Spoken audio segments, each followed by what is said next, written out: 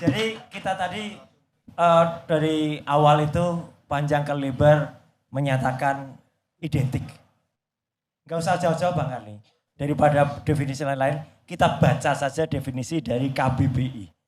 Kamus Besar Bahasa Indonesia, arti dari identik adalah sama benar, tidak berbeda sedikit pun. Identik juga berarti sama dan sebangun. Singkatnya, identik berarti sesuatu yang sama persis atau memiliki kemiripan yang sangat dekat hingga pada hakikat sama. Penjelasannya bisa juga dibuktikan dengan persentase identik. Itu clear. Ini KBBI. Ya, artinya ini adalah gold standard yang harus kita ikuti. Sekarang coba kita lihat kemarin penjelasan dari Bareskrim. Ya gitu. Mungkin bisa ditampilkan ketika ada sebuah fotokopi ijazah yang itu disebut-sebut ijazahnya Jokowi. Ya, mungkin bisa ditampilkan. Nah, ini satunya lagi yang ada fotokopinya. Ternyata masyarakat diminta untuk percaya dalam tanda kutip bahwa yang ditunjukkan adalah ini. Narasinya identik. Tapi yang ditunjukkan ke masyarakat dan disaksikan berjuta-juta orang Indonesia adalah ini. Ini berarti harus identik juga dengan pembandingnya yang sama-sama terlipat, sama-sama fotokopi, Pak Karni. Jangan salahkan saya, jangan salahkan masyarakat. Kalau sekarang jadi guyonan, naik motor tiba-tiba di tengah jalan dicegat sama petugas polisi. Keluarkan SIM, fotokopi tapi SIM-nya. Kok ini fotokopi? Kata Bareskrim kemarin, fotokopi itu boleh, identik katanya. Itu Pak Karni. Jadi ini adalah sebuah, menurut saya sayang sekali. Badan Reserse Kriminal, Markas Besar Kepolisian Republik Indonesia, malah justru, saya sedih Pak Karni, menurunkan derajatnya dengan menampilkan ini. Kenapa tidak kemudian ditampilkan kalau tadi, oke secara hukum, tadi Bang Alkatiri sudah menyampaikan detail banget ya, itu harus disita dan sebagainya. Secara teknis sangat mudah.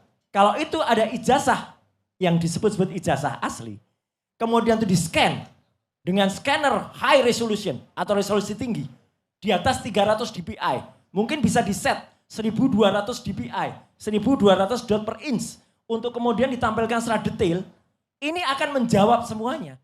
Kalau saja mau lebih baik, Pak Dirtipidum pegang langsung ijazahnya Pak Karni.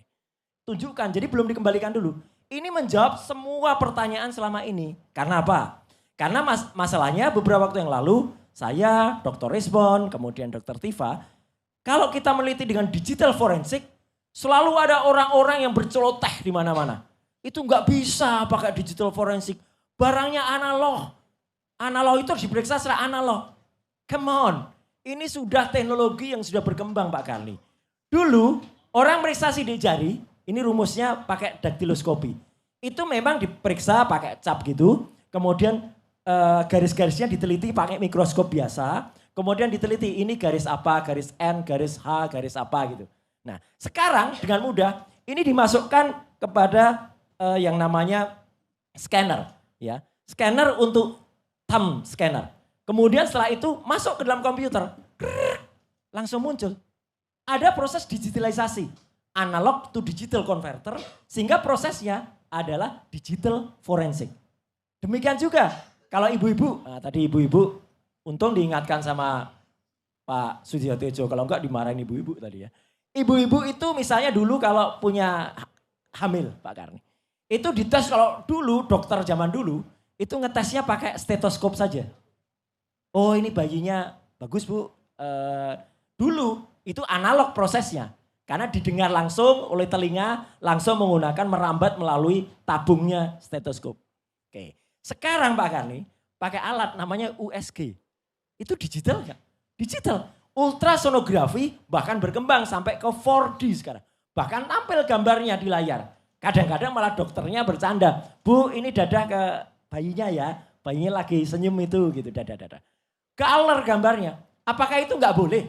Proses mata itu boleh Pak Karni. Jadi sebenarnya pemeriksaan secara digital forensik. Apa yang kami lakukan? Error level analysis. Kemudian juga face recognition, face comparison. Itu adalah clear. Itu adalah sign. Dan itulah bukti bahwa hasil sains itu adalah fake or not fake. Match or mismatch. Itu definisi ilmu pengetahuan Pak Karni. Kalau kemudian ilmu pengetahuan kemudian dikriminalisasi dengan hukum, ya ini namanya dua rel kereta api yang dijadikan satu, ya keretanya pasti terguling. Nggak mungkin. Karena kami bicara atas nama data ilmiah dan kami menguji waktu itu. Nah, kenapa kemudian data yang diposting oleh saudara Sandi ini, ya, ini kemudian kita periksa. Karena dia mengatakan Pak Karni bahwa ini adalah asli pada tanggal 1 April. Dan 1 April itulah kami mulai melihat, dan ini jauh lebih bagus kualitasnya daripada yang ditampilkan oleh Bareskrim kemarin. Kenapa Bareskrim tidak berani menampilkan kayak gini Pak Karni? Itu pertanyaan besar bagi masyarakat. Kenapa seorang Sandi saja berani dan mau menampilkan kayak gini?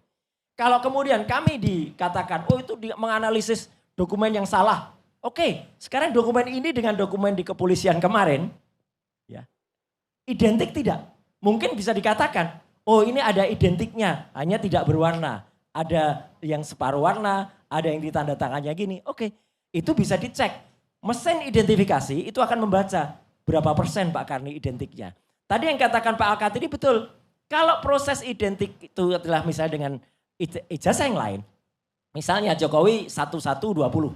Kemudian yang diuji misalnya yang sudah kami uji 1117 atau 1115. Itu pun nggak identik Pak Karni. 1115 dengan 1117. Ini hasil pemeriksaan dari sahabat kita di ITB. Saya belum sebutkan namanya ya, dari elektronik bangsa. Itu identik. 1115, 1117 identik. Itu lulusan Fakultas Kehutanan tahun 85. Tapi 1117 dengan 1120 milik Jokowi nggak identik. Ada perbedaan milimikron jaraknya antara gambar logonya dengan jatuhnya huruf-huruf. Jadi makanya kami menuntut ijazah yang kemarin dibandingkan itu nomor berapa? Ijazah itu clear tidak? Sekaligus Pak Karni di kesempatan ini saya jawab tadi pertanyaan Prof. Firman ya gitu. Harusnya UGM kan yang menjawab. Sayangnya Prof. Firman ketika kami datang resmi ke UGM pada tanggal 15 April itu resmi. Diterima oleh Wakil Rektor 1 Prof. Wening Udasmoro. Diterima oleh Wakil Rektor Bidang Kemahasiswaan ya Dr. Ari Sujiwo ya. Kami diberikan skripsi. Pak Karni, saya tanya dengan Bang Desmond. Ini skripsi asli atau tidak? Asli, bukan kopi, bukan salinan. Asli. Oke, asli ya. Oke, setelah itu kami, karena yang memberikan juga Wakil Rektor. Itu kami periksa Pak Karni. Dan itu saya tunjukkan pada ILC beberapa waktu yang lalu. Ketika kita lihat skripsi itu, enggak ada yang namanya lembar pengujiannya. Enggak ada. Lembar pengujian, kami tanya. Saya tanya, Dr. Rismon tanya. Prof, ini lembar pengujiannya mana? Kaget dia. Enggak ada ya? Ada rekamannya Pak Karni. Dia bilang itu kaget. Semua terdiam. Tiba-tiba ada seseorang bilang, punya saya ada. Namanya Samiruddin Barurito.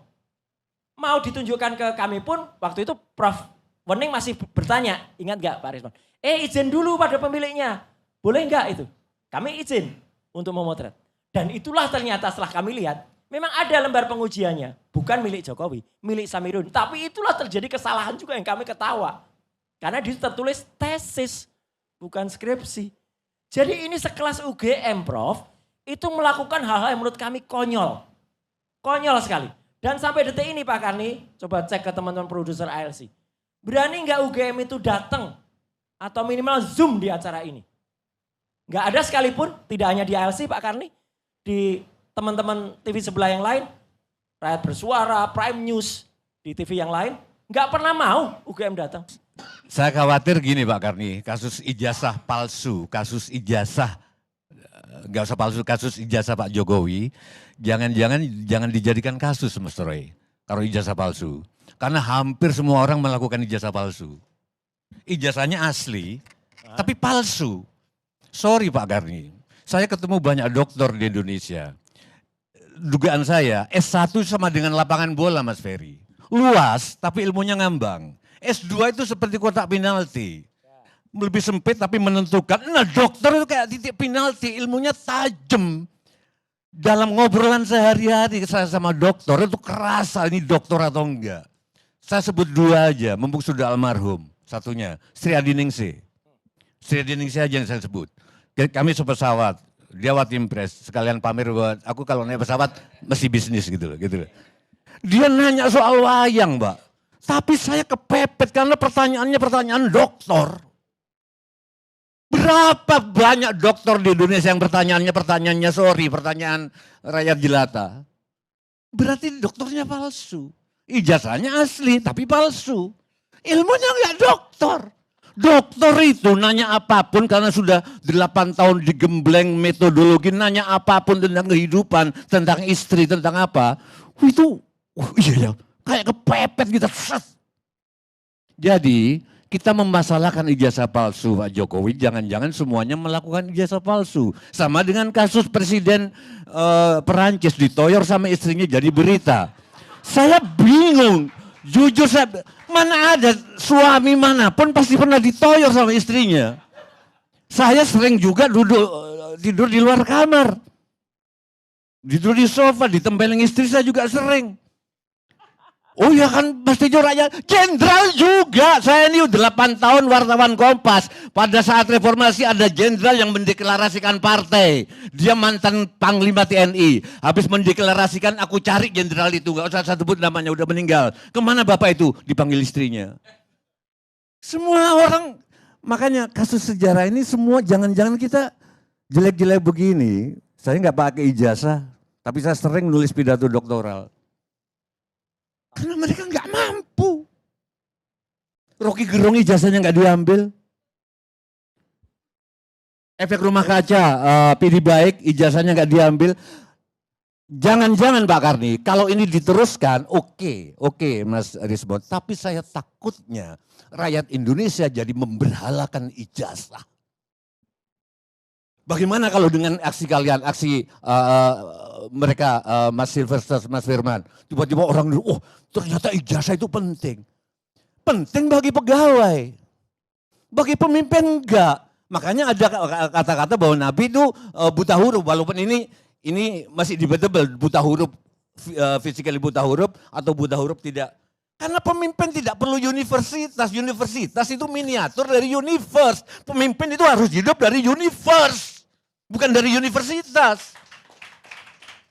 Tanya ke Pak Sumarlin, Pak Arianto. Tanya ke Pak Ali Wardana, orang-orang keuangan. Pak Harto di awal-awal gimana secara rapat. Mereka cerita Pak Emil Salim. Pak Harto itu nggak ngerti ekonomi, nggak ngerti apa. Setiap rapat nyatet terus. Tapi setelah 6 bulan itu, menteri-menteri yang nyatet. Pak Harto dengan kehidupannya. Saya takutnya begitu. Untuk apa kita mempermasalahkan ijazah Pak Jokowi kalau Pak Jokowi sudah bisa bekerja? Bahwa ada ijazah SMA itu kan karena waktu kasus Megawati diperlukan harus ada ijazah. Saya usul ke depannya presiden nggak perlu ijazah apapun. Hanya pegawai dan staf ahli yang perlu ijazah. Karena mereka harus memandang dari sektor-sektor. Pemimpin itu dengarkan, hei Karni, dokter ngomong apa? Ferry, dokter. Terus aku malam-malam dengan intuisi aku memutuskan. Itu nggak ada ilmunya. Itu pemimpin itu naga bonar. Aku takutnya begitu Bang Rismon. Tolong, jadi menurut saya Mas Ferry yang diteliti sekarang bukan keaslian atau kepalsuan sejarah ijazah Pak Jokowi. Mending kebohongan atau kejujuran Pak Jokowi. Nah itu yang paling penting. Ijazah nggak penting. Apa salah-salah buktinya Mas Ferry mengakui wus benar. Nggak bisa kita ngukur. Berarti Pak Jokowi bisa memimpin dalam 10 tahun. Bung Karno coba lihat. Di bukunya Saifuddin Zuhri, Menteri Agama. Dia ngomong, waktu itu tinggal punya duit 7 miliar. Membangun Monas apa membangun Istiqlal. Ternyata dia membangun Monas. Kenapa? Karena kalau aku membangun Istiqlal, Monas nggak akan ada yang membangun. Kalau aku membangun Monas duluan nanti Istiqlal, buktinya ada. Kebenaran sejarah pemimpin itu IKN mungkin sekarang jadi sarang hantu apa-apa. Tapi nggak tahu 100 tahun kemudian. Piramid kayak apa waktu itu? Ngebunuh berapa juta orang. Tapi sekarang orang hahaha. Berapa banyak orang yang menangis-nangis diusir dari Senayan. Orang Betawi lari ke Tebet. Dari Tebet diusir lagi sampai ke Condet. Sekarang lari pagi di Senayan. Sidang-sidang di Senayan. Itu di atas penderitaan orang-orang Betawi.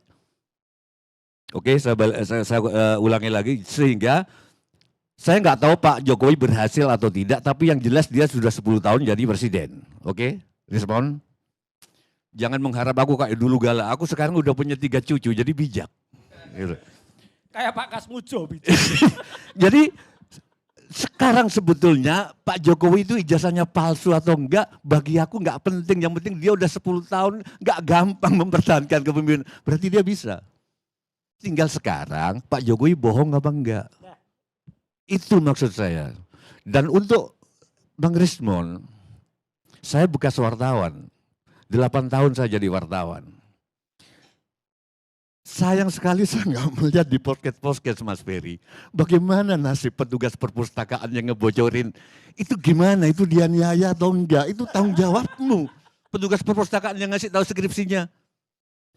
Nggak ada koran-koran yang nanya itu. Refli Harun nggak nanya itu. Abraham Somad nggak nanya itu. Itu nasibnya gimana sekarang? Tanggung jawabmu loh sama istrimu loh. Itu fotokopi. Jadi saya kira itu Pak. Kalau soal perdebatan antara Pak Arianto sama Pak Al-Kartiri tadi, saya nggak tahu mana yang benar ya soal itu, karena hukum ternyata juga kayak kebudayaan. Sekarang presiden sama presiden Perancis naik Borobudur pakai skylift, wah banyak yang muji, wah itu mempermudah naik ke Arupadatu. Tapi ya beberapa orang bilang Pak Karni, loh Arupadatu itu dibikin supaya kalau naik ke puncak memang susah sekali.